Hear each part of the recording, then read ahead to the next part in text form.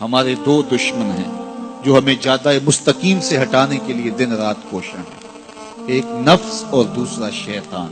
اب دو دشمنوں کے نرغے میں اکیلی جان ہے۔ اب نفس شیطان سے بھی بڑا دشمن۔ ہم تو یہ کہہ دیتے ہیں کہ شیطان نے ہمیں ورغلایا، لیکن جب شیطان خود ورغلایا گیا تو اس وقت کوئی دوسرا شیطان تو تھا نہیں۔ شیطان کو شیطان بنانے والا نفس تھا۔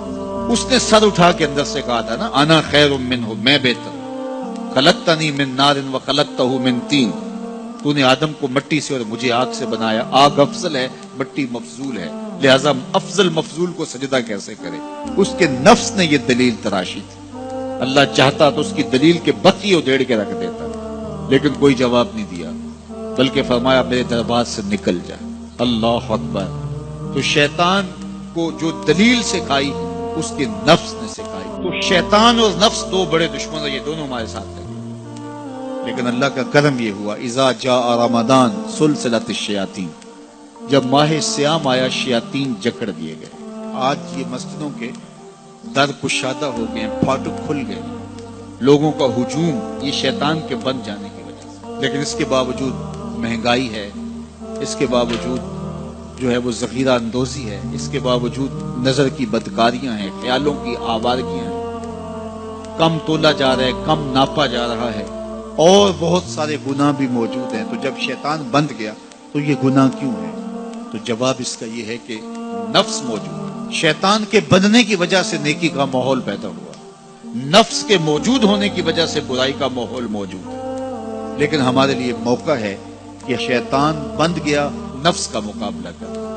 اب نفس کا مقابلہ کیسے کریں گے؟ نفس نتواں کشت الا باسے چیز، بات گوئم یادگیرش اے عزیز، کہا یہ نفس نہیں مرتا، لیکن تین اسلحے اگر تیرے پاس ہوں تو پھر یہ ٹھہر بھی نہیں سکتا۔ وہ تین اسلحے کون سے ہیں؟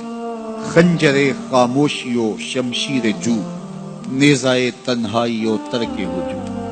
خاموشی کا خنجر، بھوک کی تلوار اور تنہائی کا نیزہ۔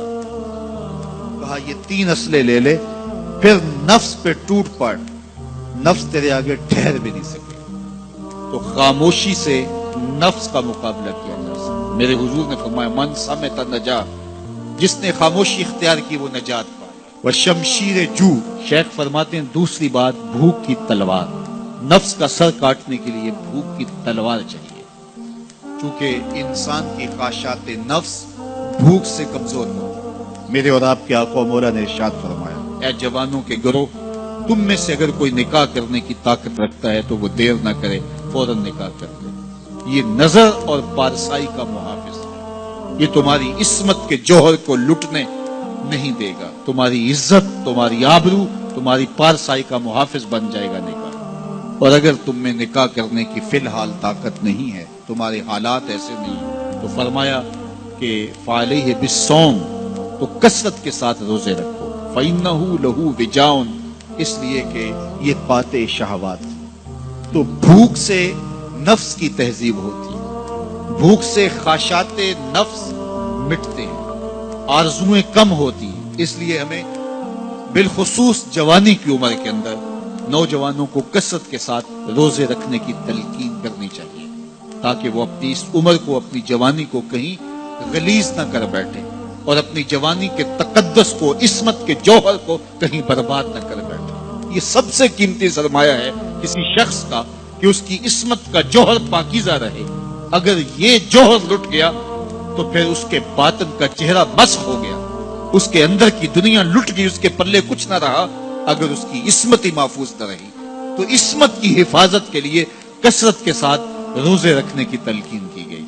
تو کہا کثرت کے ساتھ روزے رکھو، یہ تمہارے لیے قاطع شہوات ہوں گے اور تمہارے نفس کی تہذیب کا ایک مؤثر ذریعہ ہوں گے۔ اور تیسری چیز ارشاد فرمائی، خنجر خاموشی و شمشیر جو، نیزائے تنہائی و ترک ہجوم، تنہائی کا نیزہ۔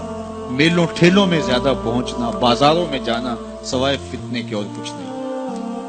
اس لیے فرمایا گیا مسجد میں جلدی جاؤ دیر سے آؤ، اور بازار میں دیر سے جاؤ جلدی واپس آ جاؤ۔ تمہارا دل مسجدوں میں لگنا چاہیے۔